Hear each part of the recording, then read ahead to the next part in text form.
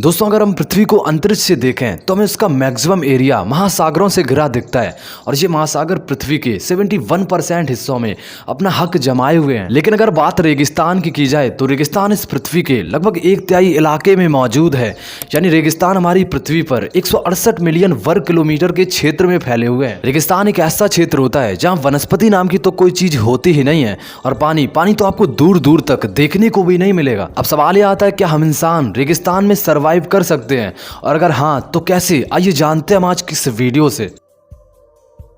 साल 1994 की बात है, जब दुनिया की सबसे बड़ी रेगिस्तान सहारा रेगिस्तान में मैराथन दौड़ चल रही थी कि तभी इटली के मौरो प्रॉस्पेरी नाम के शख्स इस भयानक रेगिस्तान में खो जाते हैं। 2 दिनों तक जब इस शख्स के बारे में कोई जानकारी नहीं मिली, तभी एक हेलीकॉप्टर इनकी खोज के लिए इस रेगिस्तान में भेजा गया, लेकिन फिर भी इनका कोई पता नहीं चला। उधर मौरो इस सुनसान इलाके में बिल्कुल अंदर चले गए, जहां उन्हें 56 डिग्री सेंटीग्रेड का तापमान झेलना पड़ा। इस भीषण गर्मी की वजह से आप ये मानो उनके शरीर का पानी धीरे धीरे कम होने लगा था, जिसके चलते उनकी बॉडी के कई पार्ट खराब होने लगे थे। इस दौरान जब भी उन्हें कहीं भूख लगती थी, वो तुरंत रेगिस्तान के कीड़े मकोड़ों और सांपों को खाकर अपना पेट भर लिया करते थे। अब बात आती है पानी की, तो पानी की कमी पूरी करने के लिए इस शख्स को अपनी टॉयलेट तक पीनी पड़ गई थी। इतने बड़े रेगिस्तान में 5 दिन चलने के बाद जब इस शख्स को ऐसा लगा कि शायद अब मैं इस जगह से कभी बाहर ही नहीं निकल सकता, तब इन्होंने खुदकुशी करने की कोशिश की। इसके लिए इन्होंने अपने हाथ में चाकू से कट लगाया, लेकिन पानी की कमी की वजह से इनका खून इतना गाढ़ा हो चुका था कि घाव पर आने से पहले ही वो जम जाता था। और जब वो इस काम में सफल नहीं हुए, तभी उन्हें एक रूल याद आया, जिसके अकॉर्डिंग अगर आप कभी रेगिस्तान में खो जाते हैं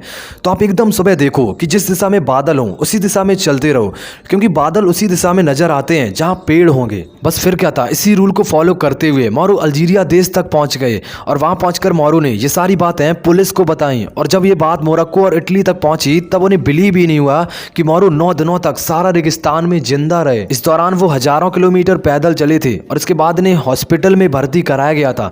ठीक 2 साल बाद ये पूरी तरह से रिकवर हो चुके थे। वैसे अगर साइंटिफिक तौर से देखा जाए तो इंसान अगर रेगिस्तान में रहता है तो उसे काफी दिक्कतों का सामना करना पड़ेगा। खासकर रात में यहाँ का तापमान इतना ज्यादा गिर जाता है जो इंसान के शरीर को बड़ी आसानी से जकड़ सकता है।